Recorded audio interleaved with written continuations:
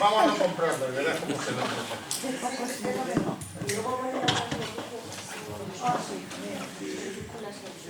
Bien, buenas tardes. Muchas gracias por haber venido, porque no importa que la sala esté llena cuando la calidad de los asistentes es la deseable. En este caso es excelente. Muchas gracias.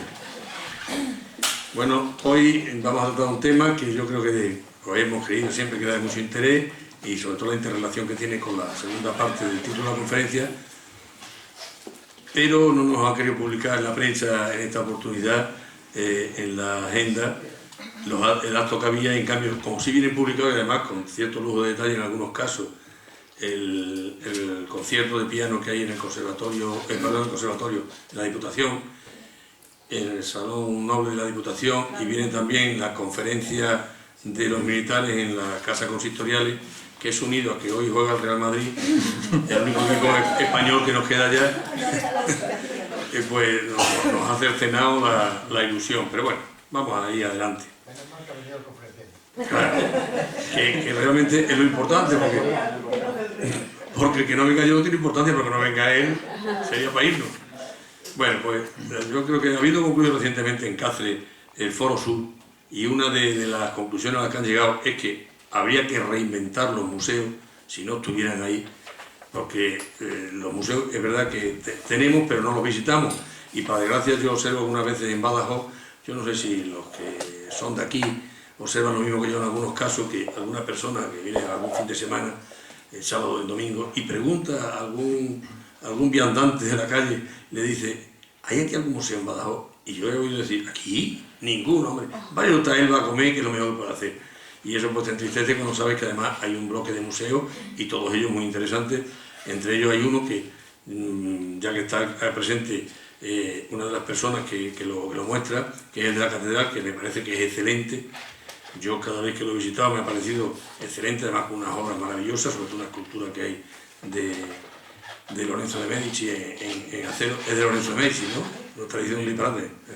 Pues creo que hay, y después unos cuadros maravillosos dentro, y no son visitados, y se va uno al Bellas Artes hasta la exposición de Ávalo, y entra uno allí, se pasea por el museo y se encuentra uno con dos personas más, como mucho, vamos, que no chocamos unos con otros.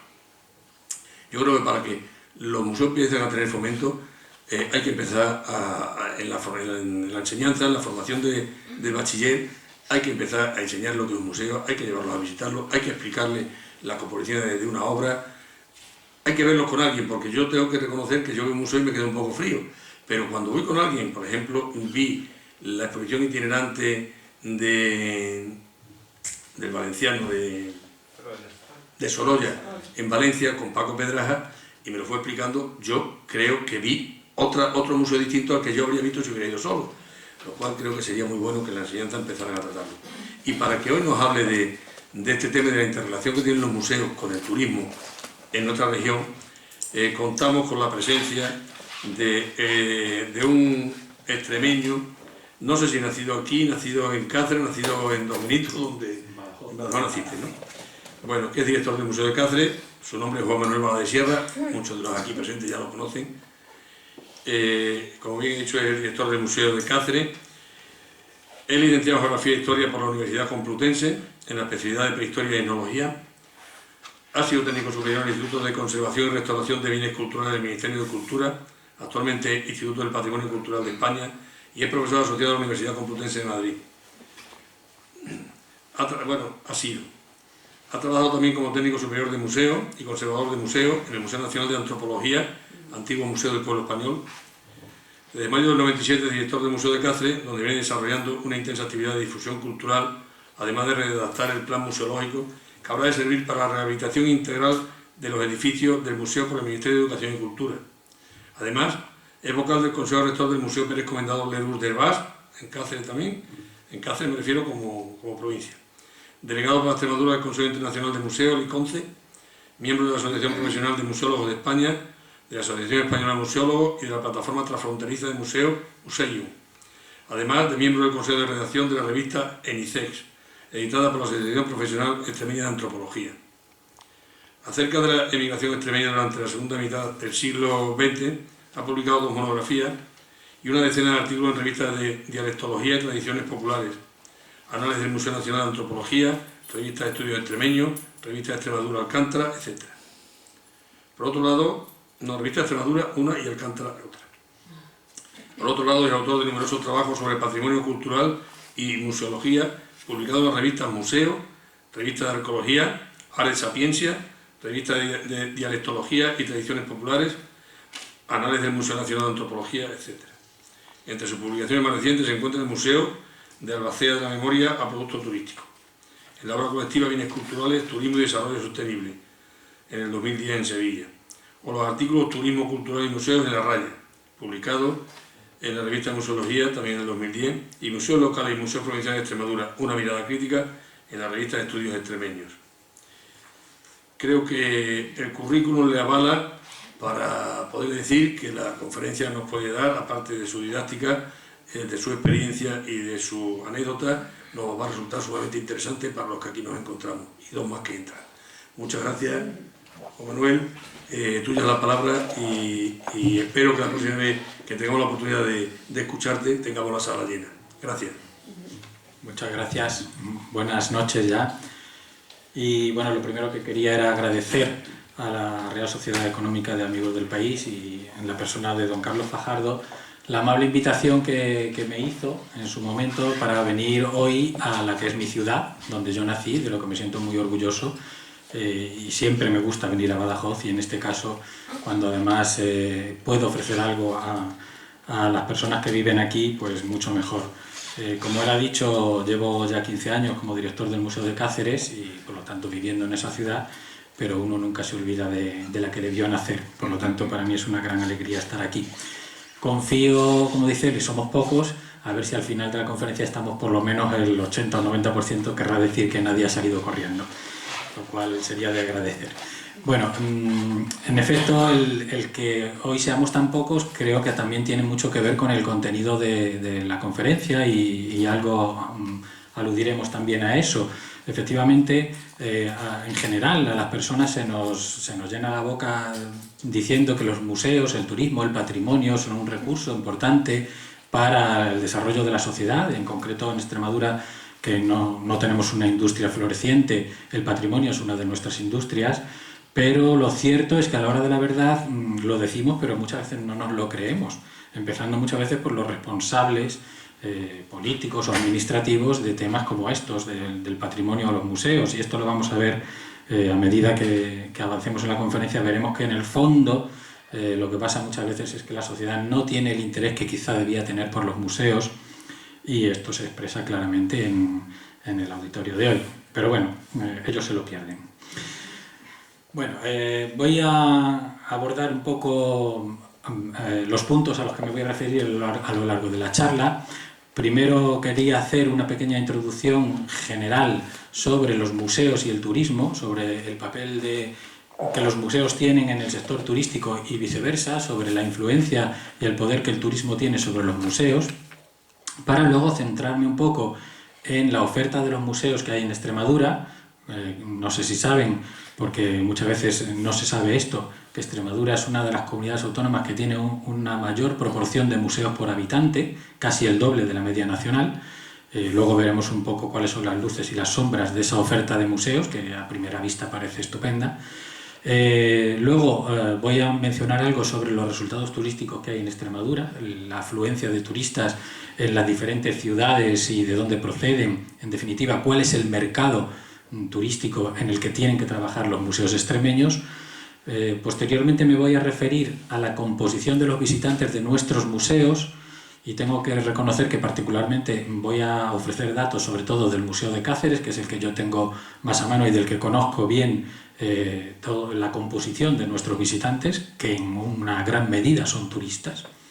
Y para acabar, pues hablaré sobre el peso de los museos en el turismo regional, un peso que es cultural pero también económico, y finalmente haremos una pequeña conclusión sobre cuáles serían las potencialidades de los museos en el turismo de Extremadura. Bien, me gusta empezar la charla con una frase y con esa ilustración de un gran museo, que es el Guggenheim de Bilbao, Esta frase de José Luis Alonso Ponga, que es un museólogo, estudioso de los museos etnográficos, se refiere sobre todo a museos como este. Un museo es capaz por sí solo de dinamizar un lugar, de reconvertir y ennoblecer el entorno, llegando a constituirse en el emblema de una ciudad, de integrarla en el mapa de la cultura y del turismo. Efectivamente, casos muy espectaculares como el Guggenheim, que supuso una revitalización del centro histórico de Bilbao, que había sido afectado por una reconversión industrial reciente, expresan cómo un museo puede cambiar la vida de una ciudad y puede efectivamente situarla en el centro del interés turístico de miles de personas, no solo de España en este caso, sino de todo el mundo.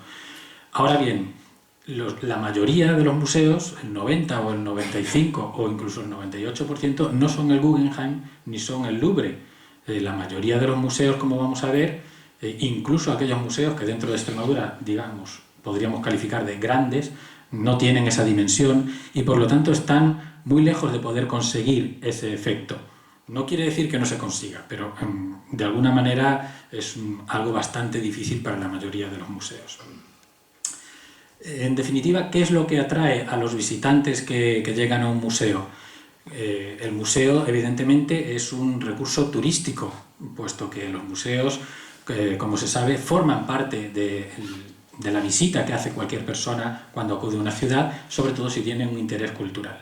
Pero ¿qué es lo que hace que esas personas visiten los museos? Fundamentalmente y principalmente es el valor de lo original. Las personas que visitan los museos no se conforman con el parque temático donde tienen una réplica de las cosas o donde pueden ver un audiovisual, no se conforman a lo mejor con un centro de interpretación, sino que el valor de lo original es lo que nos convierte a los museos en recursos turísticos. Nosotros tenemos algo que nadie más puede tener, que son los elementos materiales que forman parte de nuestro patrimonio cultural, la herencia que hemos recibido de nuestros ancestros y que tenemos que dejar para nuestros sucesores. En la conversión de ese recurso, del recurso turístico que es el museo, en un producto que sea comercializable, en un producto turístico, existe el riesgo de que prevalezcan intereses económicos o intereses de otro tipo, pero un museo no debe olvidar que es un centro sobre todo para conservar el patrimonio. Nuestra obligación es conservarlo por lo menos en las mismas condiciones que lo hemos recibido de nuestros antecesores, con lo cual esto es algo fundamental. Y cuando el museo se vuelca en la recepción a los turistas, nunca debe olvidar y debe tener siempre presente que lo primordial en un museo es la conservación del patrimonio. Eso debe prevalecer sobre el rendimiento económico. Y esto es algo que, por ejemplo, se plantea en los casos en que hay visitas masivas a lugares, museos o iglesias, monumentos, etcétera, que no admiten un número tan elevado de visitantes. Ya hace años, por lo tanto, que los museos de todo el mundo se plantearon estas cuestiones, se plantearon en qué medida el turismo podía ser positivo o podía ser negativo para ellos.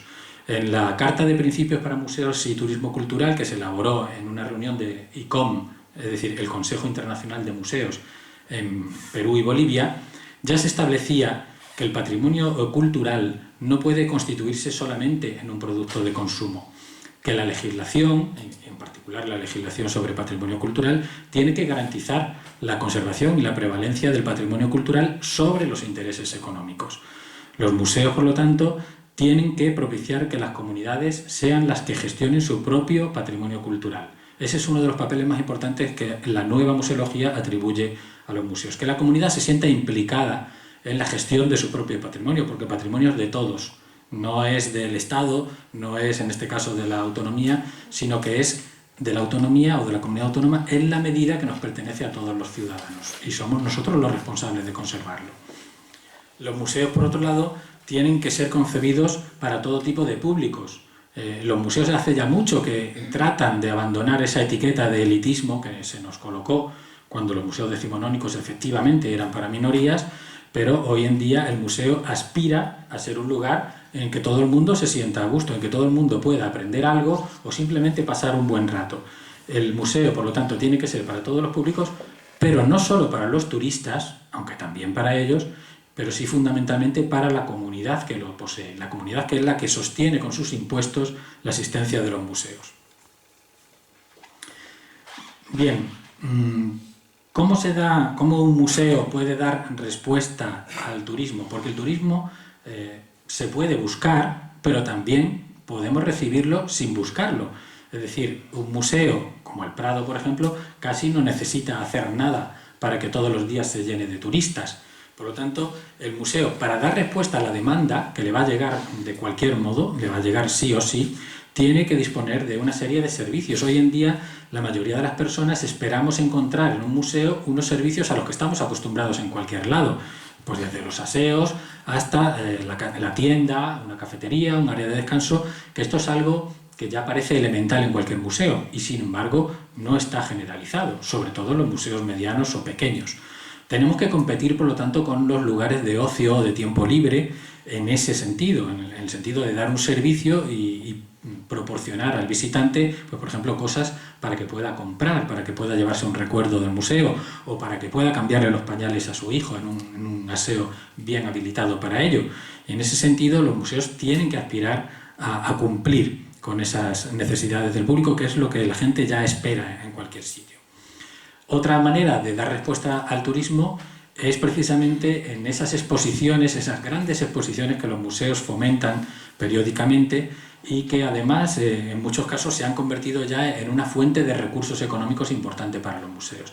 Exposiciones como esta del Hermitage que se celebró en el Prado normalmente se convierten en una ocasión en que los turistas que visitan el museo, o los que no son turistas pero son residentes en la misma ciudad y visitan esa exposición temporal, hagan un consumo en términos económicos y que por lo tanto ese consumo ayude a sufragar los gastos de la exposición temporal. Pero no solo eso, sino que una gran exposición temporal supone sobre todo un impacto en los medios de comunicación que dice mucho sobre la imagen y la personalidad de ese museo. Por lo tanto, es uno de los objetivos y una de las maneras de dar respuesta a esa demanda. Las inversiones en servicios, en ese tipo de servicios, intentan que la visita al museo se convierta en algo placentero y rentable.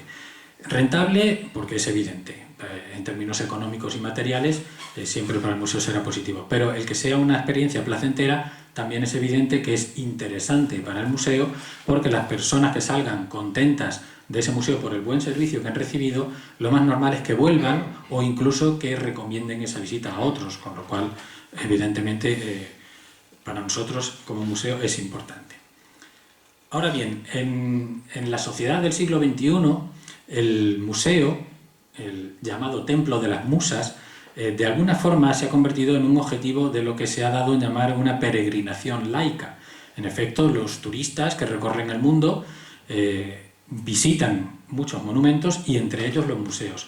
Parece que un museo, la visita a un museo, la visita a una iglesia, a un monasterio, etc., lógicamente supone para el turista el añadir dentro de su recorrido turístico una etiqueta de prestigio, de distinción. Es decir, cuando uno visita el museo y luego lo cuenta, porque siempre contamos nuestros viajes a los amigos, de alguna forma estamos incluyendo una distinción cultural.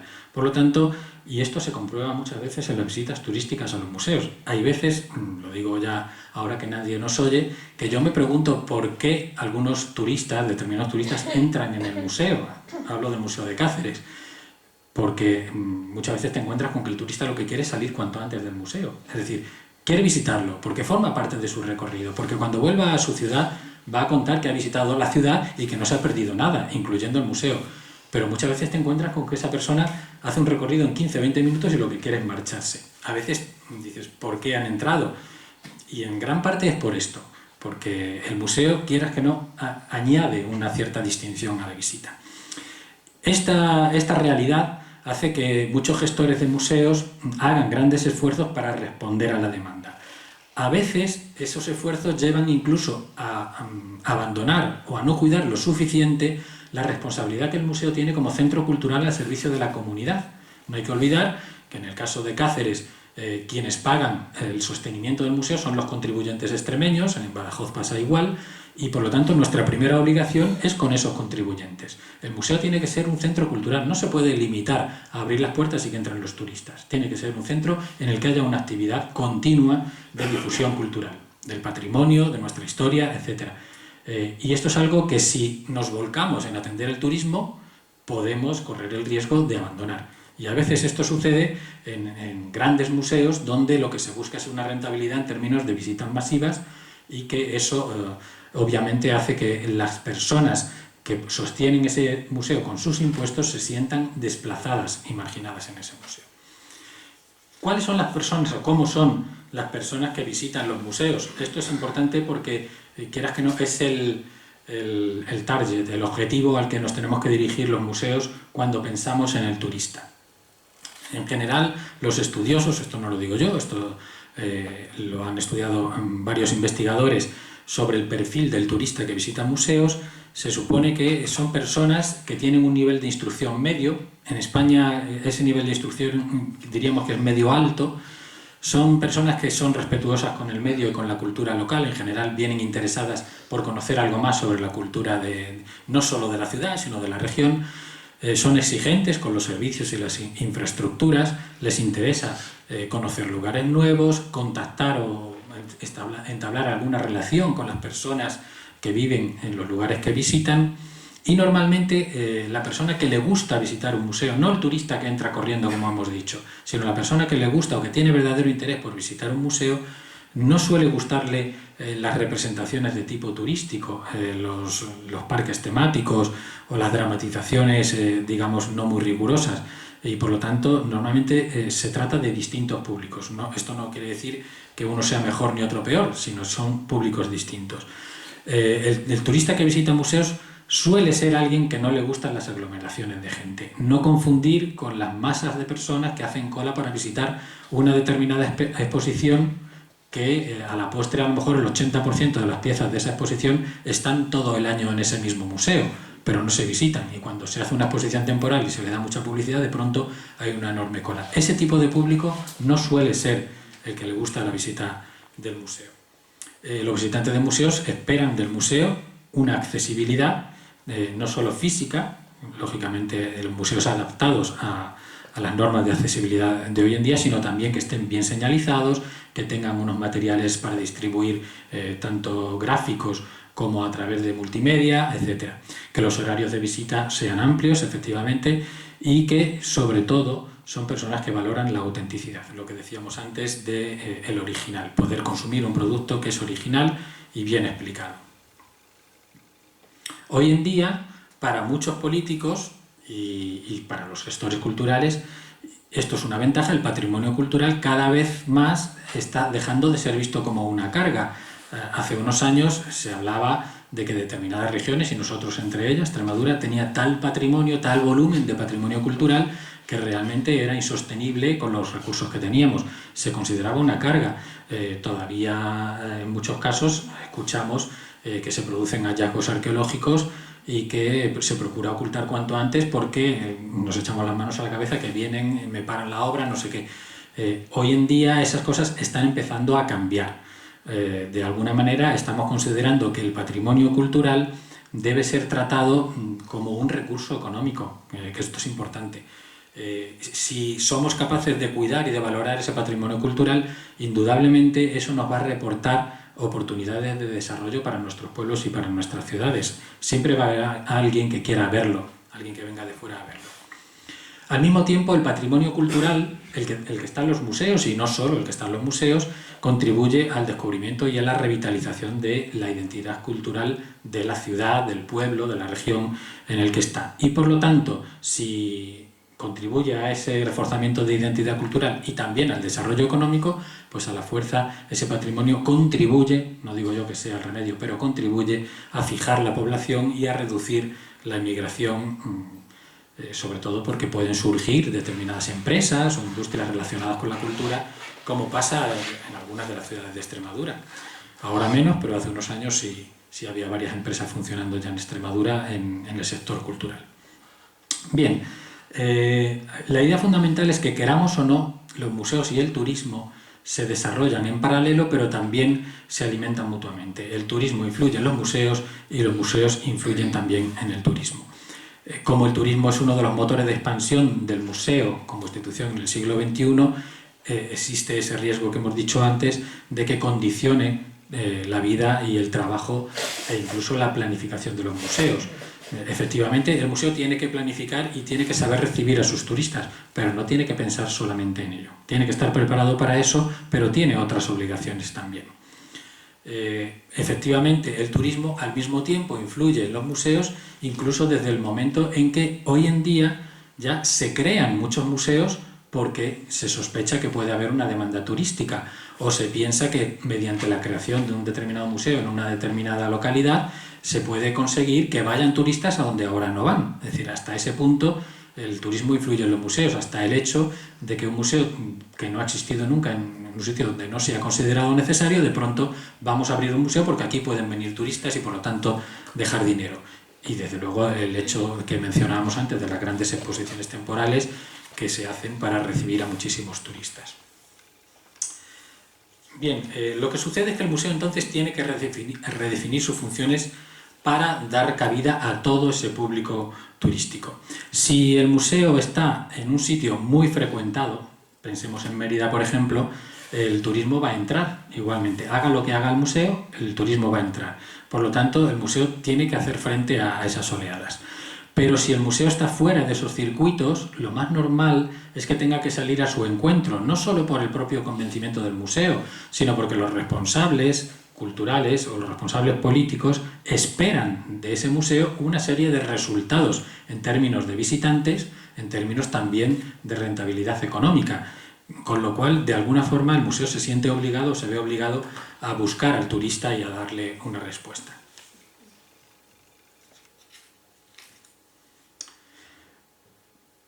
Pero no tenemos que olvidar, y lo vuelvo a repetir, que el museo tiene otras obligaciones con la comunidad y con el contribuyente.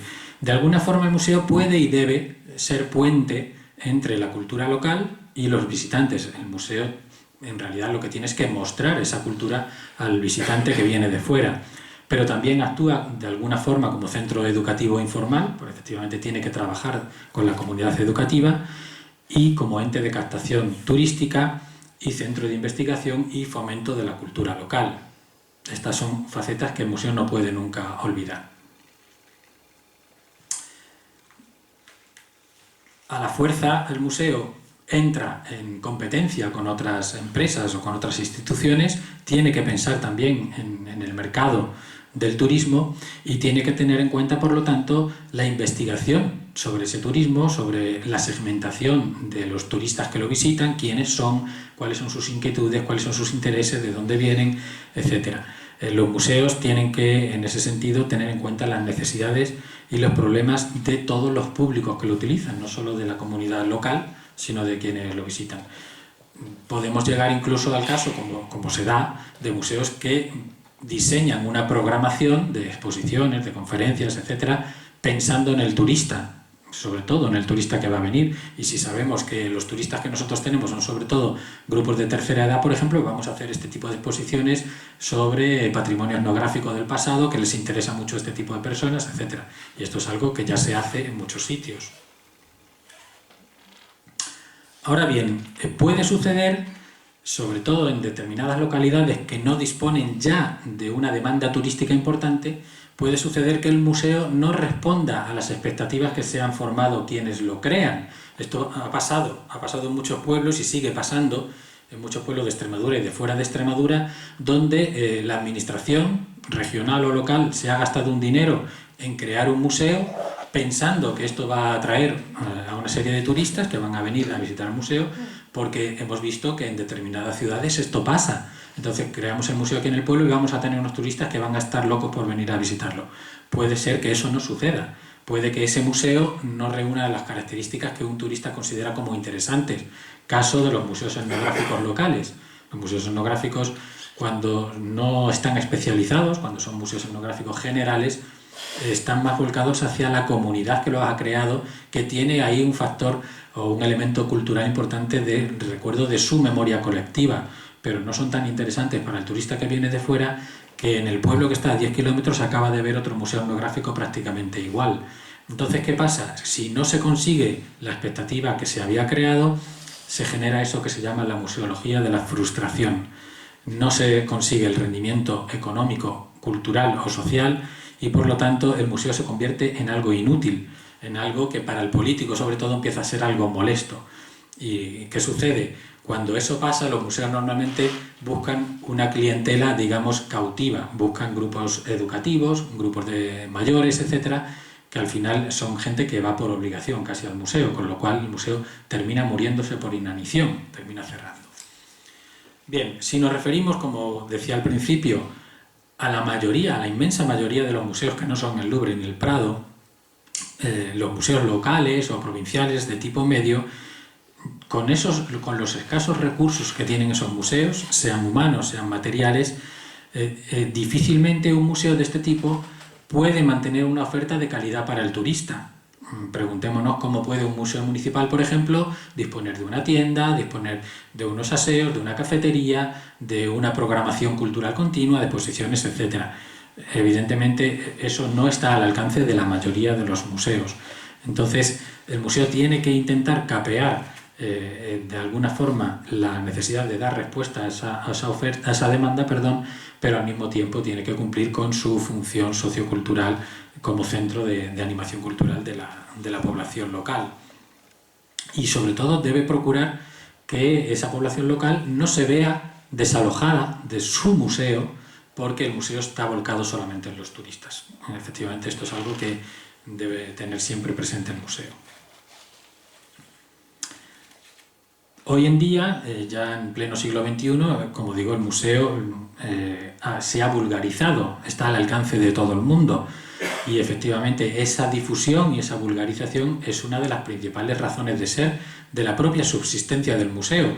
Hace 40 o 50 años se ponía en entredicho la continuidad de los museos. ¿Qué va a pasar con los museos en el siglo XXI? ¿Van a desaparecer? Porque en esta sociedad de la información, donde uno tiene acceso a cualquier imagen de cualquier obra desde su casa, en cualquier museo del mundo, pues se pensaba que era posible que los museos desapareciesen, como también se debate si los libros continuarán editándose, etc.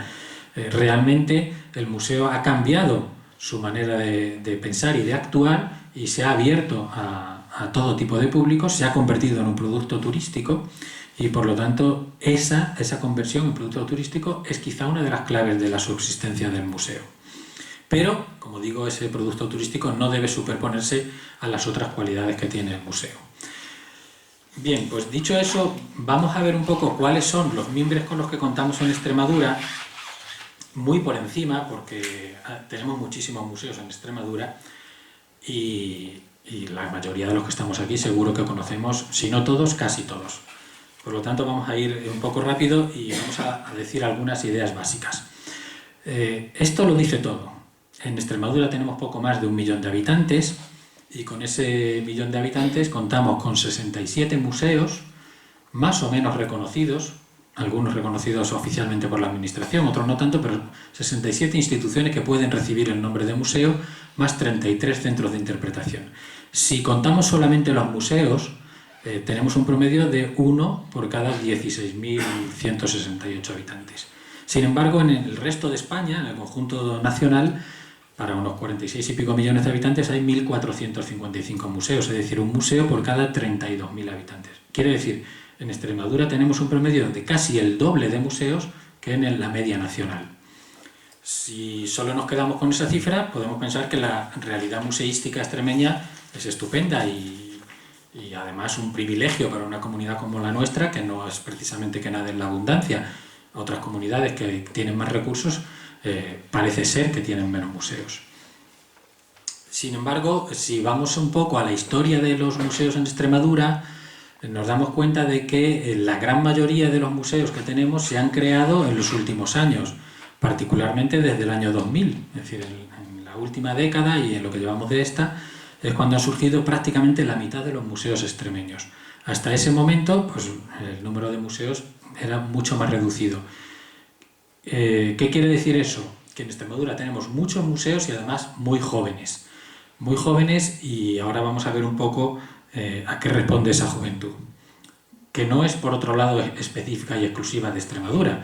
En los dos últimos lustros, desde el 2001 hasta el 2010, ha habido una auténtica museofilia, como decía una de las estudiosas de la historia de los museos en España. Es decir, ha habido una creación masiva de museos en toda España que ha tenido mucho que ver con una época de una determinada bonanza económica.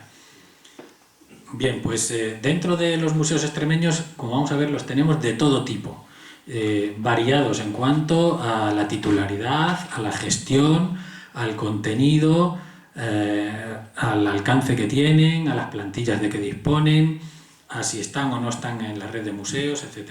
Pero como se puede ver, hay una mayor concentración en las ciudades, lo cual por otro lado tiene toda lógica. Si este mapa lo hubiéramos visto correspondiente a la realidad de hace 30 años, veríamos que los museos casi solo estaban en Cáceres, Badajoz y Mérida, y en Plasencia alguno, pero hoy en día tenemos un mapa en el que prácticamente los museos están extendidos por toda la geografía regional, pero con muchas desigualdades. Vamos a ver un poco, si uno se fija, por ejemplo, en los puntos que son azul-celeste, son centros de interpretación, por lo tanto tampoco cabría considerarlos como museo propiamente dicho. Son centros muy pequeñitos que están para explicar un determinado hecho cultural, mientras que los museos, vamos a llamarles así, museos con mayúsculas o de verdad, los vamos a encontrar pues en Cáceres, en Badajoz, en Mérida, en Plasencia, en Trujillo alguno, en Guadalupe por supuesto, pero no deja de ser una realidad mal repartida en la región, que tiene mucho que ver con los núcleos urbanos y tiene mucho que ver con el eje norte-sur que supone la Vía de la Plata, que esto históricamente ha tenido una gran importancia en nuestra comunidad y eso se refleja también en el mapa de museos. Bueno, vamos a hacer un rápido repaso a los activos que tenemos para ofrecer al turismo cultural en Extremadura. Lógicamente hay que empezar cronológicamente y también por importancia. El museo más importante que tenemos en la región es el de Arte Romano de Mérida, que es el único museo nacional que tenemos, que además es el primero que se fundó en 1838, junto con la colección visigoda, que en su momento se convertirá también en Museo Nacional de la Cultura Visigoda. El Museo de Mérida es también, dicho sea de paso, el museo más visitado de la región. Luego veremos algunas cifras sobre eso.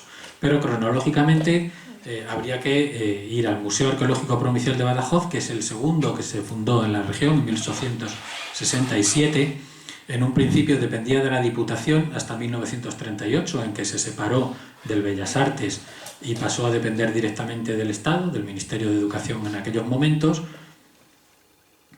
El Museo de Cáceres, que surge en 1917, también dependió en un principio de la Diputación. Tanto el Arqueológico de Badajoz como el de Cáceres son museos que son del Estado, pertenecen a la Administración Central, pero fueron transferidos a la Junta de Extremadura para su gestión. Se transfirió la gestión, pero la titularidad sigue siendo estatal. Quiere decir eso, que las piezas que tenían estos museos, los objetos que tenían estos museos en el momento de la transferencia, siguen siendo del Estado, mientras que las piezas que han ido ingresando después son de la Junta de Extremadura. Y es la Junta la que corre con los gastos de sostenimiento de estos dos museos, paga el personal y paga las actividades que se hacen en los museos. Mientras que, por ejemplo, el Museo de Mérida, el de Arte Romano, es de titularidad y gestión estatal. Ahí la Junta de Extremadura no tiene nada que ver, solamente es del Ministerio.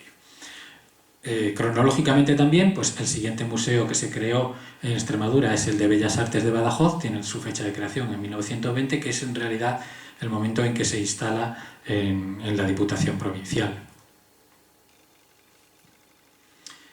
Uno de los primeros museos que se crean en la región, y esto es algo que se suele olvidar, es el Museo de los Bordados del Monasterio de Guadalupe, que surge en 1928.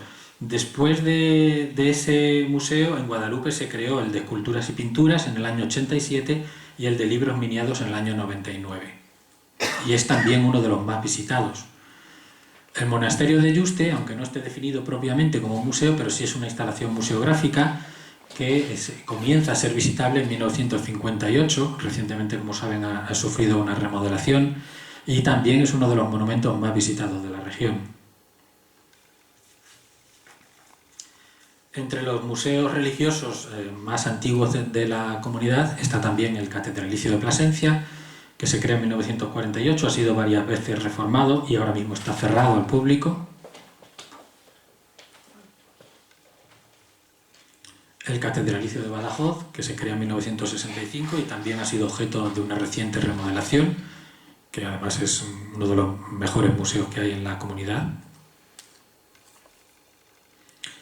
Y ya llegaríamos a un momento, hablando dentro del arco cronológico, en que después del franquismo, cuando empieza, digamos, la eclosión de la democracia que trae una revitalización cultural en toda España, pues en Extremadura empieza también a surgir una iniciativa municipal.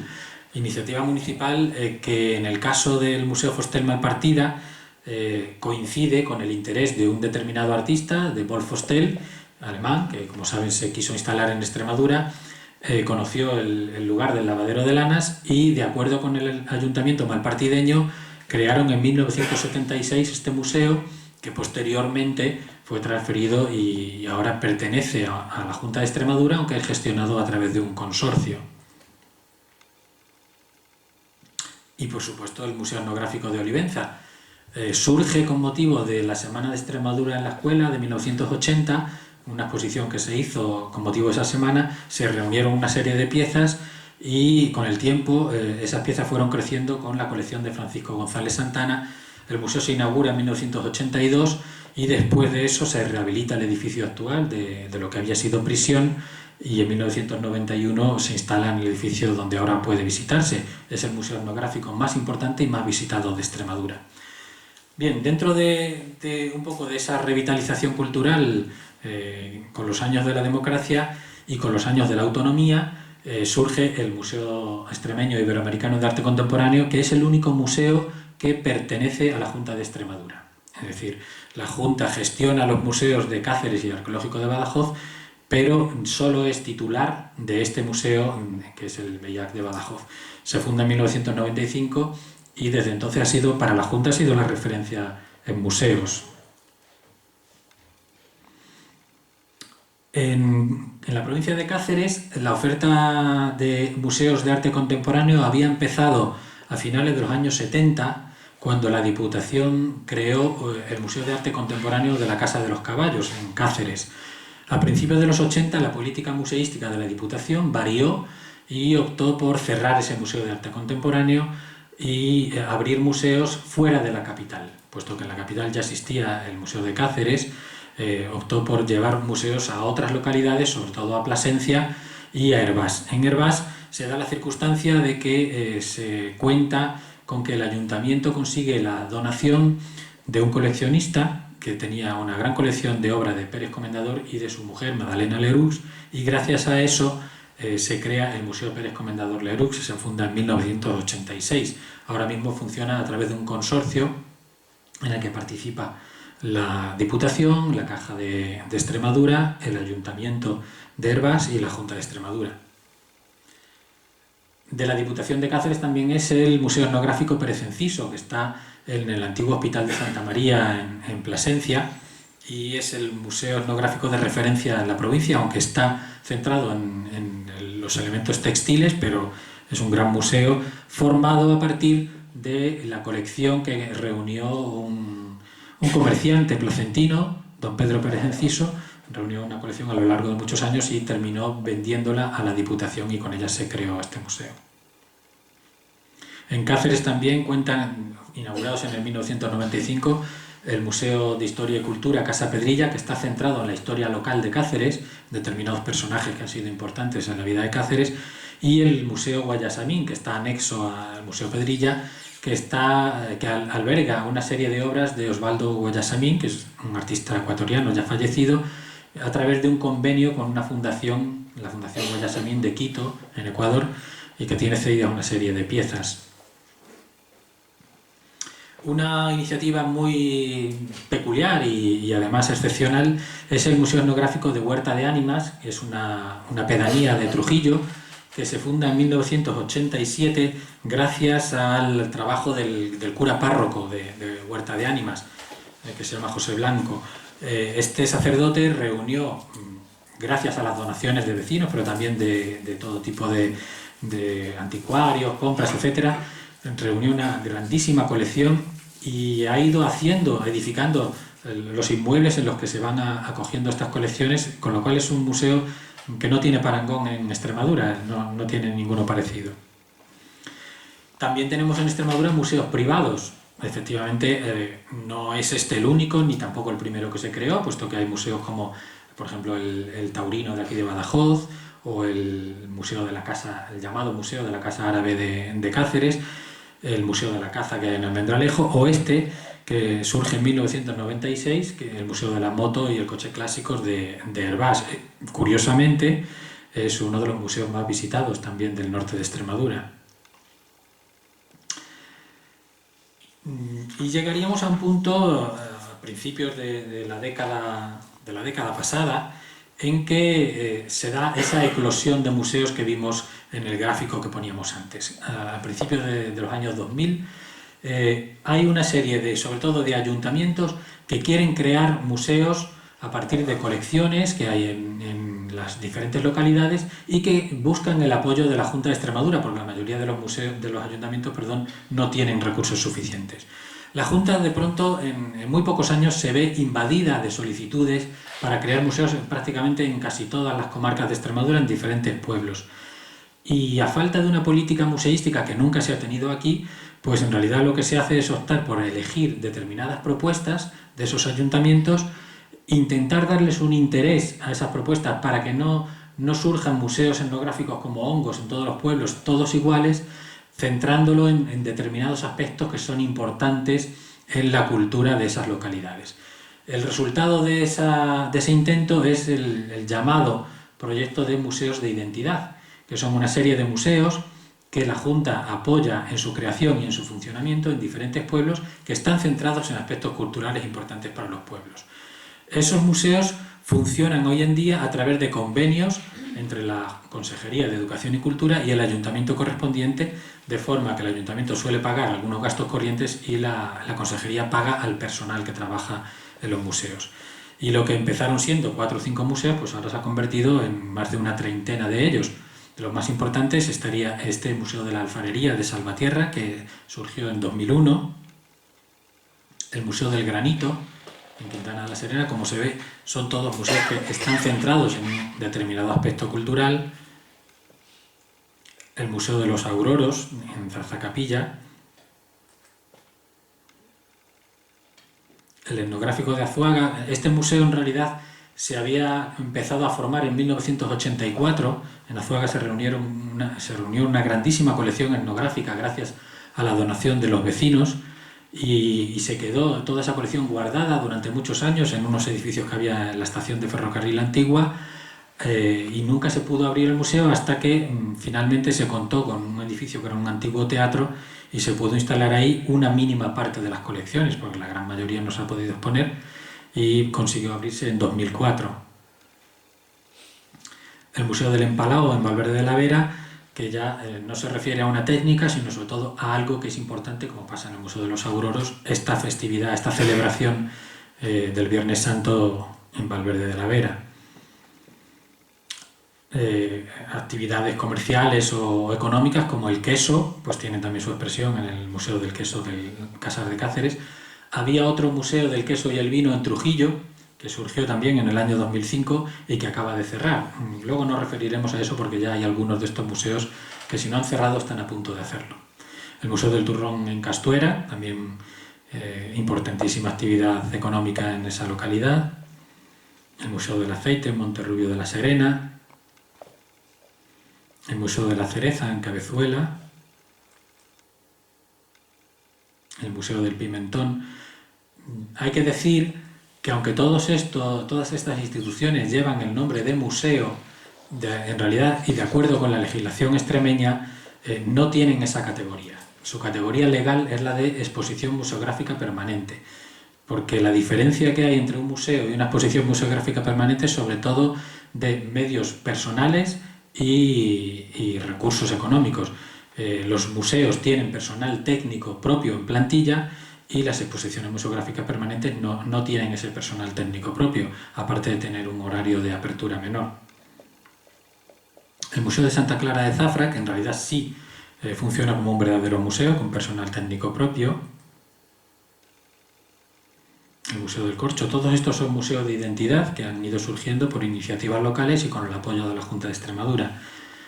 El último que se creó fue el Museo del Vino de Almendralejo, y que además es uno de los más visitados de estos museos de identidad. Junto a eso hay museos que han ido siendo creados por ayuntamientos o por otras entidades fuera del programa de museos de identidad. Los han creado sin contar con la Junta de Extremadura por su cuenta, aunque posteriormente han querido integrarse en la red de museos de Extremadura. La red de museos, como se sabe, hay un decreto de creación de la red en 1996, pero nunca se ha llegado a constituir formalmente como tal. Los únicos museos que forman parte de la red son los que hemos visto antes: el Museo Arqueológico de Badajoz, el Bellas Artes, el MEIAC, el de Cáceres, el Herbás de Pérez Comendador, el Fostel y el Museo de Olivenza y el de Cultura Pedrilla de Cáceres. Todos estos museos de identidad en realidad nunca han llegado a integrarse en la red porque nunca se ha hecho un protocolo de integración, ni se ha publicado en el Diario Oficial de Extremadura, ni hay un registro de museos en la Consejería de Educación y Cultura, con lo cual todo eso se habló en su día, pero nunca se puso sobre el papel. Bien, pero a lo que vamos, museos como este de Don Benito, el etnográfico, surgen en 2000, este surgió en el año 2000, también gracias a las donaciones que hicieron muchos vecinos de Don Benito, y surge un poco a imagen y semejanza del Museo de Olivenza.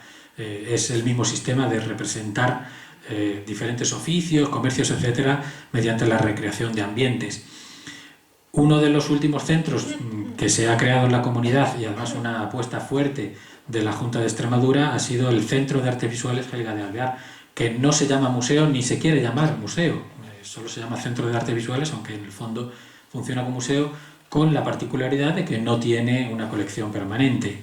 Funciona a base de exposiciones temporales que se van renovando. El centro funciona a través de una fundación en la que participan las dos diputaciones provinciales, la Junta de Extremadura y las cajas de ahorro de Extremadura y de Badajoz. Y el Ayuntamiento de Cáceres también, dicho sea de paso. El Museo de la Ciudad de Badajoz, que surge en el año 2003 por iniciativa del Ayuntamiento y que curiosamente se ha convertido en el museo más visitado de la ciudad, y eso que tiene una fuerte competencia. En el año 99 el Museo Catedralicio de Coria se creó con el apoyo de la Junta de Extremadura y de la Diputación Provincial, un poco para reunir todo el inmenso patrimonio que tiene la catedral y que hasta ese momento no podía ser visitado. Entre otras piezas importantísimas está una reliquia del mantel de la Sagrada Cena. El último museo que se ha creado en Extremadura, si mis noticias son correctas, es este etnográfico que ha surgido en Garrovillas de Alconeta. Se inauguró en agosto de este año y todavía tiene que ser ampliado. De momento está ocupando un edificio y esperan que se les dé otro. Esta es una iniciativa que no es de la Junta, no es de la Diputación y ni siquiera es del Ayuntamiento. Es una iniciativa popular.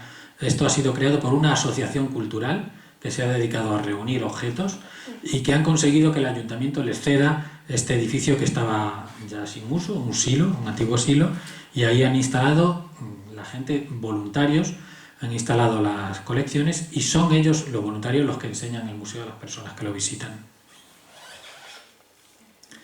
Bien, pues si hemos visto un poco por encima, y no he hablado de los múltiples centros de interpretación que hay, ni del proyecto Alba Plata, etcétera, porque eso si quieren luego podemos comentarlo, pero hemos visto un poco por encima esa oferta de museos. Vamos a ver un poco la demanda que hay para esos museos en general en Extremadura y cuál es el mercado al que nos tenemos que dirigir. Los datos que tengo de turismo en Extremadura, algunos de ellos no son demasiado recientes, pero son los más recientes que he podido conseguir. Estos datos son del Instituto de Estudios Turísticos, que dependen de Turespaña, por lo tanto son de la Administración Central. Según esos datos, en Extremadura se recibieron 4.866.000 turistas en 2010. De esos, la gran mayoría, como se puede ver, son españoles y solo 188.000 extranjeros. Curiosamente, las pernoctaciones de los españoles son menos que las de los extranjeros, es decir, en términos absolutos obviamente son más de 22 millones, pero normalmente los visitantes españoles pasan en Extremadura menos noches que los extranjeros. Como se puede ver, una media de 4,7 los españoles y una media de 8,8. ¿Qué quiere decir? Que los extranjeros están más tiempo en Extremadura, por lo tanto recorren más localidades y tienen más posibilidades de visitar los museos, puesto que están muy repartidos por la región. En cuanto al turismo cultural, y aquí hay que definir que el turismo cultural en realidad sería, los turistas culturales serían aquellas personas que tienen como principal aliciente en su viaje el destino cultural, el visitar museos, monumentos, etc. Digamos todo lo que no es turismo de sol y playa. Ahora bien, eso es un término también relativo y que tiene trampa, porque hasta el turista de sol y playa ocasionalmente puede visitar un museo. Uno de los museos más visitados que hay en España es el Museo Dalí de Figueras, que tiene más de 1 millón de visitantes al año, y ese museo es muy visitado por turistas que están pasando su veraneo en la Costa Brava. Es decir, que no hay que separar nunca el turista cultural del resto de los turistas, porque no sería correcto hacerlo. Todo turista puede ser en un determinado momento cultural. Pero bien, partiendo de que tengan como objetivo principal un destino cultural, los turistas que se reciben en Extremadura con ese destino cultural serían 335.200. La gran mayoría de ellos son también españoles y solo 90.600 son extranjeros. Ahora bien, si vemos aquí, los turistas culturales españoles son solo el 5,1 del total de turistas españoles que vienen a Extremadura. Es decir, la mayoría de los españoles que vienen a nuestra región no vienen por la cultura, vienen por otras cosas. Yo creo que en su mayor parte vienen a visitar sus pueblos, porque en realidad se están contabilizando como turistas a mucha gente que viene a pasar el veraneo o unas vacaciones en el pueblo del que proceden. Pero bueno.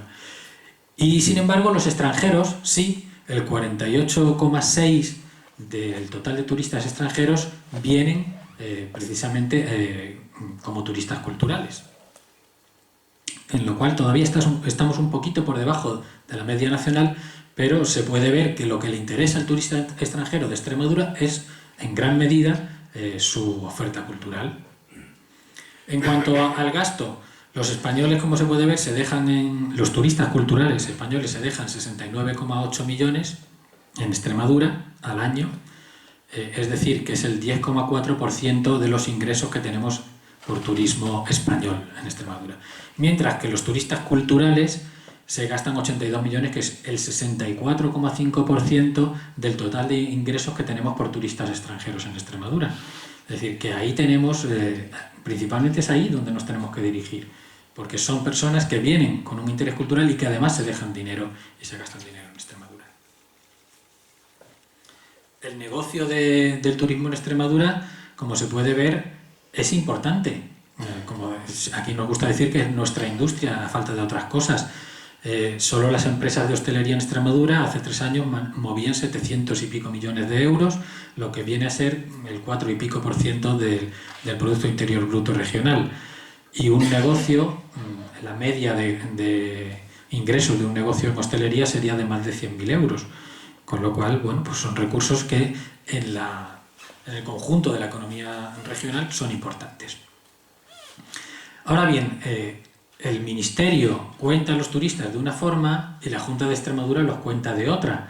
Antes hemos visto que había más de 4 millones de turistas en Extremadura al año. Sin embargo, los datos de la Junta son mucho menores. Según la Junta, los turistas que tuvimos en Extremadura en 2011 son de más o menos 1,5 millones. ¿Por qué es esa diferencia? Porque aquí lo que se cuenta son los turistas que pasan por las oficinas de turismo, los que entran y se les toma nota de todos los que han entrado en las oficinas de turismo. Todos hemos hecho turismo y sabemos que no siempre entramos en las oficinas. De hecho, la mayoría de la gente no suele entrar en una oficina de turismo. Pero bueno, aquí se sigue la tónica de contar a esas personas. Tiene una fiabilidad en el sentido de que es más o menos representativo de la proporción de personas que visitan cada ciudad. Según eso, la ciudad más visitada de Extremadura es Cáceres, con 625.000 en el año 2011, seguida de Mérida, con más de 300.000, aunque estos datos son de 2010, pero no se deben diferenciar mucho de los de 2011. Y a partir de ahí, pues luego las ciudades más visitadas son Trujillo, Plasencia, Badajoz, que muchas veces parece que es que en Badajoz no vienen turistas, pues también, tiene más de 58.000 turistas en la oficina, o Almendralejo, que tiene más de 45.000 turistas registrados en su oficina local de turismo. Pensemos en los museos que hay en estas ciudades. En Cáceres, en Mérida, en Trujillo, en Plasencia, en Badajoz, en todas ellas hay museos importantes de nuestra red. Quizá en la que menos es Almendralejo, donde solamente está el Museo del Vino. Bueno, hay otro museo, el Montsalud, que es el municipal y es más difícil de visitar. Si vamos por ciudades, vamos a ver cuál es la composición del turismo que reciben. Los turistas que recibe Cáceres en el año 2011 pasaron de 600.000, como hemos visto, pero la inmensa mayoría son españoles. 560 y tantos mil son españoles. De ellos, una gran parte son extremeños, casi un tercio de los visitantes, de los turistas españoles que recibe Cáceres son extremeños, lo cual da mucho que pensar. Es decir, nuestro turismo es de interior, pero muy de interior, porque es sobre todo de nuestra región. Y fuera de la región, quienes más nos visitan son los madrileños, seguidos de los andaluces. En el resto de España hay que destacar sobre todo a Cataluña y algo menos Castilla y León y Castilla-La Mancha. En cuanto al extranjero, pues son pocos los visitantes extranjeros, y de ellos, de ese 9,96, que son 62.000 personas, la inmensa mayoría son europeos. Tengo por aquí algunos datos de las procedencias. La mayoría de los visitantes extranjeros de Cáceres proceden de Francia, en primer lugar, Portugal, Alemania y Reino Unido. Y esto luego lo veremos que en el Museo de Cáceres se refleja perfectamente. En cuanto a las edades, ¿quiénes son los turistas que nos visitan? En Cáceres la mayoría de los turistas tienen entre 40 y 60 años, el 42 y pico %, o entre 20 y 40. El resto de edades, pues es una minoría. ¿Cuáles son los motivos por los que visitan Cáceres, según la Oficina Local de Turismo? Fundamentalmente lo que les atrae es el arte, el patrimonio y los monumentos. El 52 y pico % de los turistas declara que esa es la principal motivación de su viaje. ¿Qué quiere decir esto? Pues que tenemos ahí que más de la mitad de las personas que visitan la ciudad de Cáceres podrían ver el museo o quieren ver los museos de Cáceres porque forman parte de esa oferta cultural. Por lo tanto, los museos tienen la responsabilidad de darles respuesta. En segundo lugar, está el conocer gente o el degustar la gastronomía cacereña, el 28 y pico %. Y por último, hay otras motivaciones entre las cuales está el turismo de naturaleza, el turismo de aventura, etcétera, que hay también en nuestra ciudad y en el entorno de nuestra ciudad. Como vamos a ver, en Mérida el panorama no es muy distinto. Hay una gran mayoría de visitantes españoles, perfectamente hay de los 305.377, solo 30.928 son extranjeros, o sea el 10%, el 90% son españoles. Y de esos españoles, la mayoría procede de Madrid, lo mismo que pasaba con Cáceres, aunque están los extremeños también, pero aquí Andalucía tiene un porcentaje mayor y luego estaría Castilla y León, Cataluña y el resto de España, entre los cuales se cuentan los extremeños. En cuanto a los extranjeros que visitan Mérida, curiosamente aquí los franceses son minoría. En Francia la mayoría, o sea, en Cáceres la mayoría de extranjeros eran franceses, aquí no. Aquí son los portugueses, los alemanes y los británicos. Bien, no tengo datos tan detallados de otras ciudades como Badajoz, por ejemplo, y me hubiera gustado, pero bueno, basta decir, por ejemplo, que en Trujillo, de los 148.000 visitantes que hubo en 2011, solamente 7.500 eran extranjeros. En Plasencia, de 98.000 visitantes, los madrileños eran el 18%, los andaluces el 15%, y en Badajoz, de los 58.267 turistas de 2011, 54.000 y pico eran españoles, o sea el 92,8% eran españoles, y solo el 7,2% eran extranjeros, eran 4.200 personas. De esas 4.200 personas, 1.300 eran portuguesas. Es decir, la gran mayoría de los extranjeros que visitan Badajoz son portugueses, lo cual no nos sorprende a nadie, claro. Bien, pues vamos a ver quiénes son las personas que visitan los museos. Lamentablemente no tengo datos de otros museos, pero sí los tengo bastante detallados del de Cáceres, que creo que puede servir un poco como botón de muestra. Al igual que pasaba en la oficina de turismo, una gran mayoría de los visitantes al Museo de Cáceres son españoles y apenas el 10%, luego lo veremos, son extranjeros. Pero de entre los visitantes que tenemos, vemos que hay casi las 3/4 partes que vienen individualmente, vienen por su cuenta, más de 98.000 personas. Mientras que los grupos ocupan un poquito más de la cuarta parte. Dentro de los grupos, la gran mayoría son grupos turísticos, grupos que vienen o bien por viajes organizados con agencias o bien grupos que se forman en la propia ciudad en la oficina de turismo local. Por debajo de eso están los grupos escolares y luego estarían grupos de la tercera edad y otro tipo de grupos, entre los cuales muchos de ellos están, digamos, ocultos, pero no dejan de ser grupos turísticos. Es decir, tenemos que más de la cuarta parte de los visitantes tienen relación con el turismo organizado, de alguna manera, aunque sea un turismo escolar, como pasa a veces con los grupos escolares. Pero muchos de estos visitantes individuales, como vamos a ver, vienen de fuera, con lo cual también son turistas. De hecho, como se puede ver aquí, la gran mayoría de los visitantes del Museo de Cáceres, de esos 143.000, son 125.000 españoles y el resto son extranjeros, sobre todo europeos, como se puede ver. Solo hemos tenido 3 africanos en este año. ¿De dónde vienen los españoles? Pues lo mismo que pasaba en la oficina de turismo, nosotros recibimos sobre todo madrileños, casi 25.000 madrileños. Y por detrás de los madrileños tenemos 19.000 extremeños, que 19.000 extremeños en realidad es algo más, algo más del 12 o del 13% de los españoles. Y luego tenemos andaluces, Castilla y León, Cataluña, Valencia, País Vasco, Castilla-La Mancha y el resto de España. Es decir, nuestros turistas españoles proceden fundamentalmente de las comunidades que tenemos más cercanas o de las comunidades que son más pobladas. Lógicamente, de Cataluña viene mucha gente, aunque está muy lejos, primero porque tiene más población y segundo porque también hay muchas personas que están vinculadas por lazos familiares a Extremadura y esto cuenta mucho. De hecho, se observa curiosamente que los visitantes catalanes aumentan mucho en los meses de verano y eso es por algo, porque están de vacaciones, no solo de vacaciones, sino porque vienen a visitar familia o vienen a sus pueblos de origen. En cuanto a los visitantes extremeños, nos encontramos con que de los 19.000 que hay, 11.000, es decir, bastante más de la mitad, son de la propia capital de Cáceres. Este es un dato que para nosotros es importante, porque revela que de alguna forma los cacereños sí que tienen un cierto interés por su museo. En una población de 90.000 personas que tiene Cáceres, si nosotros recibimos anualmente a 11.000, pues quiere decir que tenemos una buena proporción de cacereños visitando el museo y esto al final es uno de los objetivos que tiene el museo, ser atractivo para las personas de la capital. Pero junto a ello pues tenemos otras procedencias que también son importantes.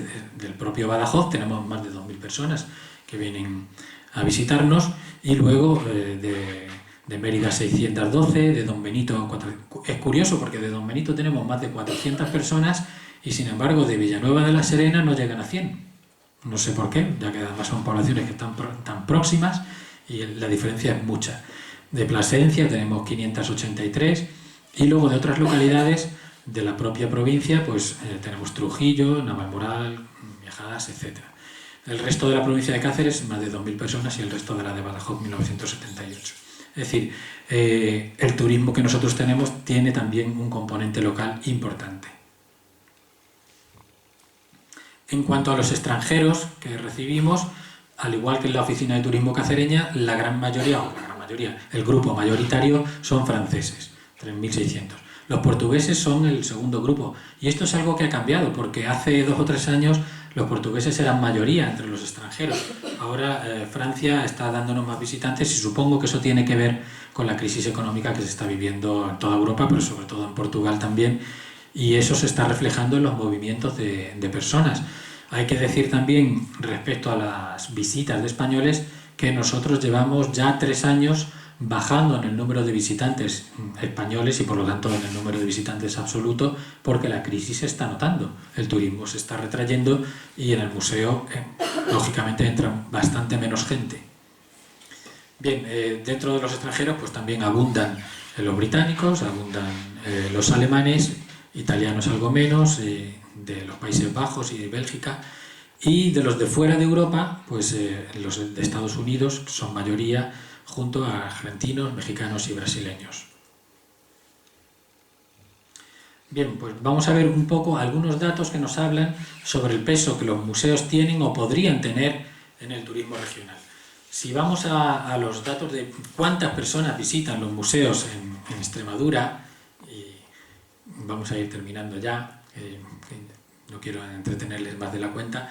Aquí tenemos una tabla que nos indica un poco cuáles son los destinos preferidos de los visitantes que visitan museos en nuestra región. Hay que decir que aquí faltan dos sitios muy importantes, de los cuales no he conseguido que me proporcionasen los datos, que son el monasterio de Yuste, que tiene muchos visitantes, yo calculo que en torno a 200.000 anuales, pero no lo puedo asegurar, y el monasterio de Guadalupe, que guarda también celosamente ese secreto, de forma que creo que son destinos en los que va mucha gente, pero no puedo cuantificarlo. Tendríamos que el principal, el que se lleva la palma, es el entorno del teatro y el anfiteatro romano de Mérida, con casi 300.000 visitas al año, seguido del Museo Nacional de Arte Romano, con 190.000, y después vendría el Museo de Cáceres, el etnográfico de Olivenza, etc. Como se puede ver aquí, de la ciudad de Badajoz, el más visitado es el Luis de Morales, es el museo más joven de la ciudad, pero también el que tiene más visitas. Funcionan mucho las visitas escolares a este centro, y eso se nota. Seguido del Bellas Artes de Badajoz y del Arqueológico, y posteriormente tenemos el MEIAC. Luego ya tenemos otros museos, algunos de ellos bastante importantes dentro de la red extremeña. El museo o el Centro de Arte Helga de Alvear tiene solamente 12.200 visitantes en lo que ha sido su segundo año de funcionamiento, en 2011. Y luego museos pequeños o museos de identidad de los que hemos visto antes, pues como se puede ver tienen cifras bastante más reducidas. Aquí se puede ver que algunas de estas cifras no corresponden a 2011 sino a años anteriores, y esto en parte es porque estas cifras yo las conseguí en 2010 o en 2009, pero cuando he querido actualizarlas con datos de 2011 me he encontrado con que en esos museos ya no hay nadie que me dé esas cifras. Es decir, en algunos de ellos ya no hay personal adscrito al museo. Si no han cerrado, están a punto de hacerlo en bastantes casos. Y es evidentemente debido a que hay menos recursos en la administración para el mantenimiento de los museos. Museos como el etnográfico de Cedillo pues no dejan de ser una heroicidad con 100 visitantes al año. Bien, si sumamos esas cifras o estimamos, sin contar con Guadalupe y Yuste que he mencionado, tendríamos que el número de visitantes a los museos extremeños está en torno a 1 millón de personas al año. No quiere decir que efectivamente en los museos de Extremadura haya entrado literalmente ese 1 millón de personas, porque como es lógico pensar, algunas de esas personas han visitado varios museos a lo largo del año. Pero básicamente hay 1 millón de entradas en los museos extremeños. Si estimamos que el gasto medio de una persona que visita uno de esos museos puede estar en torno a 50 euros, y esto no es descabellado. Si tenemos en cuenta, por ejemplo, el Museo Guggenheim en Bilbao tiene un gasto estimado de 352 euros por persona. Lógicamente con esto no estoy hablando de lo que se gasta una persona en la entrada al museo, sino lo que supone para la economía regional o para la economía local el que una persona visite un museo.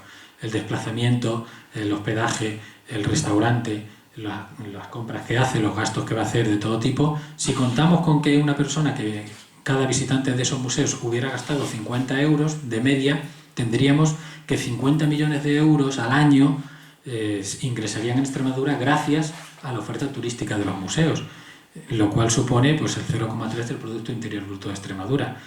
Y todo eso teniendo en cuenta que la mayoría de los museos de nuestra región son de entrada gratuita. Esto hay que decirlo, que si fueran de pago las cifras serían mucho mayores. Es decir, que yo creo que este es un recurso que quizá no nos hemos planteado todavía con la suficiente seriedad hasta qué punto puede ser interesante para nosotros. Bien, y ya para terminar me gustaría dejar hecho un análisis, aunque sea un poco apresurado, de los museos de Extremadura en cuanto a sus fortalezas y a sus debilidades, porque esto nos va a dar un poco la pauta de lo que estos museos pueden aportar a la comunidad o de lo que se puede esperar de ellos. ¿Qué tienen a su favor los museos de Extremadura?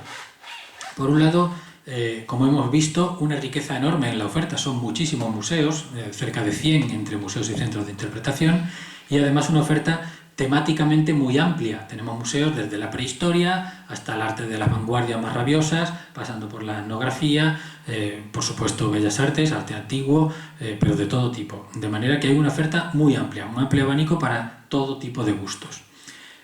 También tenemos una distribución territorial muy amplia, están repartidos por toda la región. Como se ha visto, hay una serie de núcleos fundamentales y el eje norte-sur también es fundamental, pero centros de interpretación y museos los hay repartidos casi en todas las comarcas o en todas las zonas de la región, con lo cual es difícil que uno pueda hacer más de 40 o 50 kilómetros sin encontrarse un museo en su camino. Al mismo tiempo tenemos como fortaleza que muchos de estos museos se encuentran en destinos culturales que ya están consolidados también como recurso turístico, caso de Mérida, caso de Cáceres, Plasencia, etc. Con lo cual, a la fuerza, esos museos van a tener una demanda turística porque los turistas van a llegar, sea como sea. Por otro lado, una de las fortalezas que tenemos es la buena imagen de los museos, en efecto, y aunque para los profesionales esto puede parecer un poco chocante, pero generalmente las encuestas de público que se hacen revelan que la opinión que los visitantes tienen sobre los museos en Extremadura es bastante positiva. Les suele gustar lo que ven y suelen irse contentos de nuestros museos. Y al mismo tiempo tenemos lo que podría ser una falla, también tiene su parte de fortaleza, es decir, tenemos todavía muchas posibilidades de crecimiento en el mercado. Tenemos una región donde el museo más visitado, el de arte romano, tiene 189.000 visitantes. Pensemos en museos como el de Sevilla, que pasa el Bellas Artes de Sevilla, que pasa del 250.000, y ya no pensemos en los museos madrileños, en los grandes museos madrileños. Es decir, todavía podría crecer más ese mercado, no ya en museos grandes como ese de Mérida, sino en estos museos medios o pequeños en los que todavía se pueden aumentar esas cifras, sin alcanzar un techo de sostenibilidad. Ahora bien, ¿cuáles serían las debilidades de este sistema? La debilidad es que, lógicamente, Extremadura como destino turístico sigue siendo, nos guste o no, un destino minoritario. A lo mejor ese es uno de los principales atractivos, que uno no se encuentra las masas que puede ver en otros lugares en Extremadura. Pero efectivamente, a la hora de que nuestros museos sean una oferta interesante, uno de los problemas que tenemos es que seguimos siendo una minoría. Y de hecho es una región poco conocida y los museos extremeños son poco conocidos todavía, incluso para los propios extremeños. De manera que esto es una de las cosas que debería cambiar. Por otro lado, la oferta, que es muy amplia, como hemos visto, y muy variada, también es muy heterogénea. Los museos de identidad hay un poco de todo tipo. Los horarios de nuestros museos son completamente distintos de una ciudad a otra o incluso de un museo a otro, dependiendo si uno es del ayuntamiento, otro es de la Junta o otro es de la Diputación. Por supuesto, en unos se paga, en otros no, en uno podemos tener tienda, en otros no, etc. De forma que la oferta es bastante heterogénea. Y luego, fundamentalmente, y esto para mí es lo más importante de todo, la oferta de los museos, la realidad museística, no tiene nada que ver y no está incluida ni integrada en la política turística de la región. La oferta turística y la promoción turística de Extremadura va por un lado y los museos y la administración de museos, llámese Junta, llámese Diputación, Ayuntamiento, etcétera, va por otro completamente distinto. Aquí se ha dado el caso curioso, hace 4 años, de que la Dirección General de Turismo publicó una guía de museos, de los museos de Extremadura, sin consultar para nada con los museos, ni contenidos, ni fotografías, ni textos, ni nada. De hecho, esa guía ni siquiera llegó a los museos. La gente la pedía y nosotros no la teníamos porque ni la conocíamos. O, por ejemplo, si uno va al stand de Extremadura en Fitur, salvo el caso que se dio hace 3 años, en que sí hubo una representación de la red de museos de Extremadura, generalmente los museos brillan por su ausencia, salvo que haya alguna fotografía por ahí, y poco más. Es decir, la gestión del turismo va por un lado y la de los museos va por otro completamente diferente. Otra de las debilidades es que no existe una red de museos, nunca ha existido, aunque nominalmente sí fuera así, pero no existe como red, ni existen rutas que puedan ser, por ejemplo, temáticas o geográficas de museos así promocionadas por las diferentes administraciones. Y, por supuesto, el problema estructural de los museos, de siempre, no es de ahora, de la escasez de recursos humanos, profesionales, económicos, etcétera, que plantea que a uno le suene a sarcasmo cuando lee en algún libro o en algún artículo que los museos deben tener personal especializado en marketing o especializado en turismo, en prensa, etcétera, porque a duras penas se consigue abrir la puerta de los museos todos los días con el poco personal que tenemos, de manera que lo otro, ya como digo, parece un sarcasmo. Bien, y esas serían un poco las ideas. Si quieren hacer preguntas, estoy a su disposición y podemos debatir, porque a lo mejor hay cosas que no les han parecido bien o creen que se puede matizar alguna cosa más. Muchas gracias.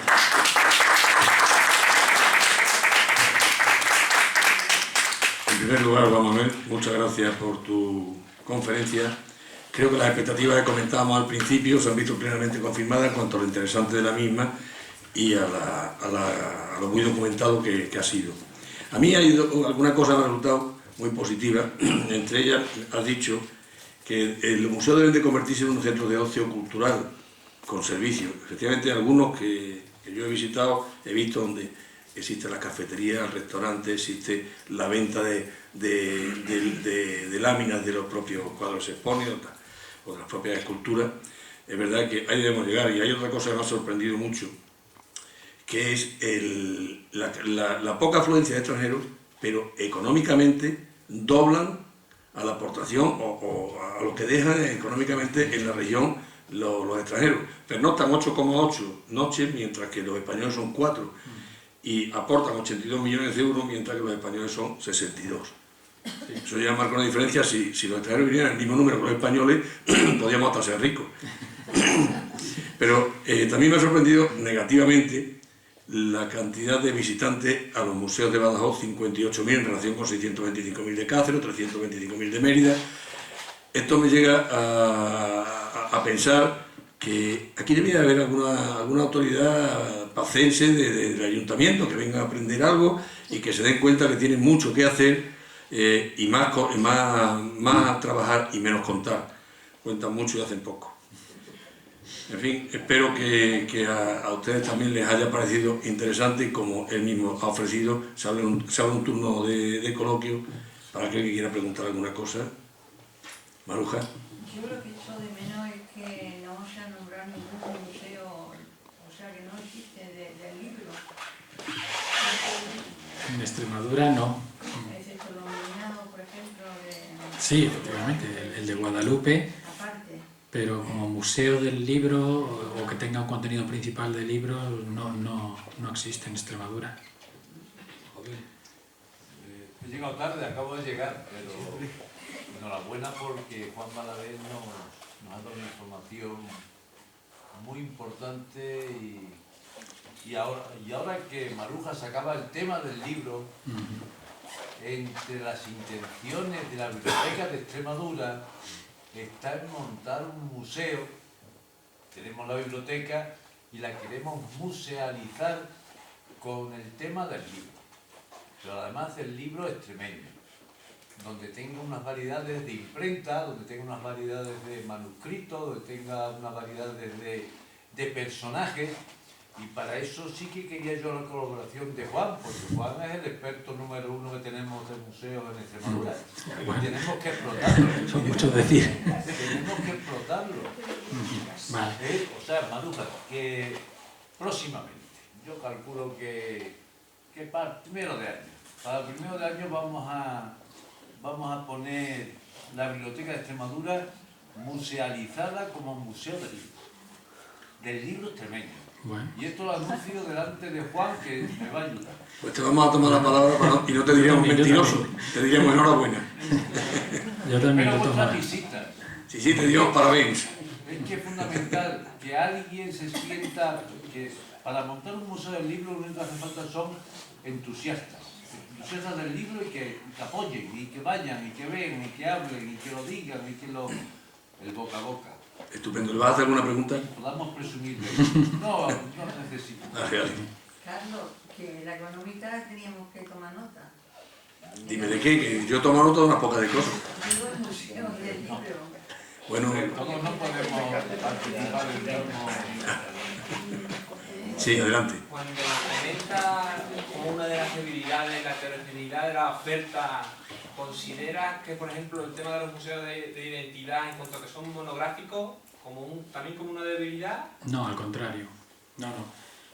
Me refiero no solamente a los contenidos, sino a las diferencias que hay entre instituciones. Es decir, cuando uno ve en la entrada de una institución que pone museo, normalmente espera, como hemos visto, una serie de servicios y una institución en concreto, más o menos piensa lo que es un museo. Pero resulta que hay ocasiones en que lo que hay detrás de ese cartel en realidad no merecería llevar ese nombre de museo. Y esto, yo en eso creo que no hay que engañar al público, hay que ser muy sincero, y si aquello es, como dice la propia ley, una exposición museográfica permanente o no más que un centro de interpretación, hay que ponerlo, porque efectivamente se puede defraudar las expectativas de muchas personas. Claro, pero si por ejemplo la administración autonómica, que fue colaboradora en el desarrollo del Museo de Identidad, no fue la que fomentó que el título, el cartelito, planteara En efecto. esa cuestión, responsabilidad. Sí, yo ahí estoy completamente de acuerdo. Yo eso es una cosa que siempre lo he dicho. Un hospital... Porque no es lo mismo, vamos, yo soy visitante, soy turista o soy ciudadano, y no es lo mismo exposición museográfica permanente Eso es. que museo. Yo siempre lo digo, un hospital es una cosa y un centro de salud es otra. Y entonces aquí, separando las distancias que hay, obviamente, pero una cosa es un museo y otra cosa es una exposición o un centro de interpretación. Y en ese sentido, cuando se oferta como museo y en todas partes aparece como tal, pues lógicamente puede haber personas que incluso viajen hasta un determinado lugar para ver aquello y se lleven un chasco. A eso me refiero, entre otras cosas. O, por ejemplo, el hecho de que tú llegues a la puerta de aquel sitio que pone museo y te la encuentres cerrada a cal y canto y tengas que empezar a preguntar a los vecinos quién tiene la llave para que te lo abra. Y eso pasa en determinados sitios. Entonces, claro, en eso hay que ser honrados y hay que decir las cosas como son. Y aquello llámese colección, llámese exposición permanente, pero no le llamen museo a eso. Entonces, claro, uno coge museo etnográfico, el museo etnográfico de Olivenza. ¿Eso es lo mismo que el museo etnográfico de Cilleros, donde tienes que ir a buscar a la señora que tiene la llave para entrar? No. Y sin embargo, en los papeles, en todas partes, aparecen como si fueran iguales. No lo es.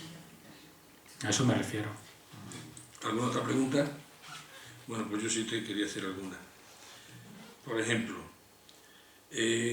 ¿considera en la política turística que se lleva en Extremadura normal y lógico que las oficinas de turismo se encuentren cerradas los sábados y los domingos?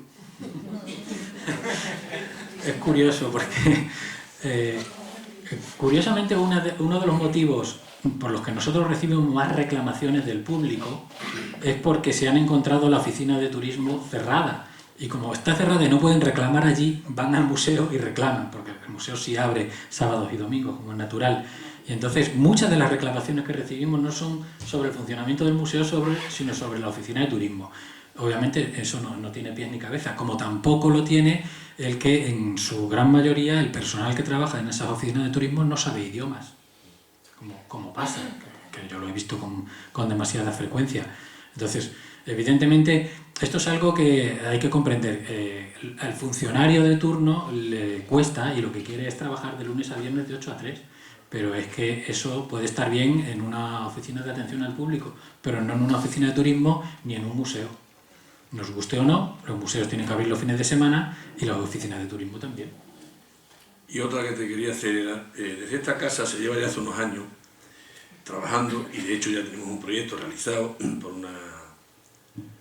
un equipo multidisciplinar de arquitectos, economistas y tal, para la creación del Museo de la Ciencia y la Tecnología en Extremadura, concretamente en Badajoz. Lo presentamos ante la Junta nos remitió que le hiciéramos el proyecto costó 30.000 euros, se le mandó, y cuando lo presentamos a otras instituciones nos preguntan, ¿y eso va a costar dinero mantenerlo? Entonces, claro, ante esas cosas, esto es una institución privada que, a pesar de que lleve 200 años viva, pero tampoco quiere decir que no tenemos dinero. Lo único que hacemos es aportar conocimiento en la medida que tengamos. Y bueno, hemos contado con el apoyo, pero únicamente apoyo a título de firmar. Bueno, pues apoyamos, avalamos en la ilusión, en la idea y en el trabajo de la universidad. El rector nos apoyaba en esa forma. Las instituciones políticas pues enseguida dicen, sí, siempre que no cueste dinero. Podríamos contar con el Museo de Cáceres para que nos apoyaran la idea, por lo menos el apoyo, aunque sea nominal, de hombre, contar con otra colaboración. El apoyo moral, por supuesto. Nosotros no lo tenemos nosotros. Por lo menos para aportar nombre, y decir, oye, que también nos apoyen. Sí, claro que sí, por supuesto. Sí, pero lamentablemente eso es el pan nuestro de cada día. Es decir, la administración normalmente puede incluso conseguir fondos para la creación del museo, fondos que puedan ser europeos o de otro origen, pero el día siguiente a la inauguración es cuando empiezan los problemas. Y lamentablemente eso es algo que normalmente no se planifica. Aquí se han dado casos en Extremadura de inaugurar centros de interpretación que al día siguiente de la inauguración han tenido que cerrar porque no estaba prevista la contratación de personal. Y ha tardado a lo mejor 3 o 4 meses hasta que ha habido una persona contratada para ello. Luego, esto es un vicio de la administración, no aquí solo, en otras comunidades. El pensar que cualquiera vale para trabajar en un museo, o que un museo puede abrir con que haya una persona allí que tenga la llave y esté ahí para recibir a las visitas. Aquí se ha dado el caso de un museo de identidad, uno de los museos de identidad, no voy a decir cuál, en que se convocó una plaza para responsable de ese museo, único responsable porque era el único personal que tenía ese museo, y las funciones que venían definidas en el Diario Oficial de Extremadura para la contratación de esa persona incluían la programación de actividades, el montaje de exposiciones, la selección de exposiciones, pero incluía la atención al público, la guía de visitas y la limpieza del museo. Es decir, el responsable que diseñaba la programación cultural tenía luego que ponerse a barrer, y eso lo ponían en el Diario Oficial de Extremadura. Pero no me extraña porque convocar una plaza para director de una banda de música local, concretamente en Castora hace ya bastantes años, se presentaron una serie de músicos y vino trasladado pues, a ocuparse de la dirección de la banda de música de Castuera, un valenciano que reside en Badajoz, y cuando llegó a Castuera se presentó en el ayuntamiento para hacerse cargo de la banda y dijo, ¿qué banda? Si aquí no existe. Que han convocado a la plaza que es Pérez Ribe. Y cuando llegó a Castuera se encontró y dice, si aquí no hay banda de música. Pues eso. Así no va. ¿Alguna pregunta más? Sí. Lo que no se puede montar es como lo de la Albuera, para los 4 días de la batalla, el dineral que se han gastado ahí en la sala esa. Nada más que ahora los 4 días que está en la batalla.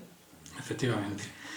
Sí. Un poco a eso me refería yo con eso de la museología de la frustración, porque luego además, como la gente ve que al final allí no va nadie y que ni siquiera se abre en muchos de los casos, pues llegan a la conclusión de que aquello es un estorbo. ¿Y ahora qué hacemos con esto? Que encima nos hemos gastado tanto dinero y esto no vale para nada, no sirve para nada, no viene nadie.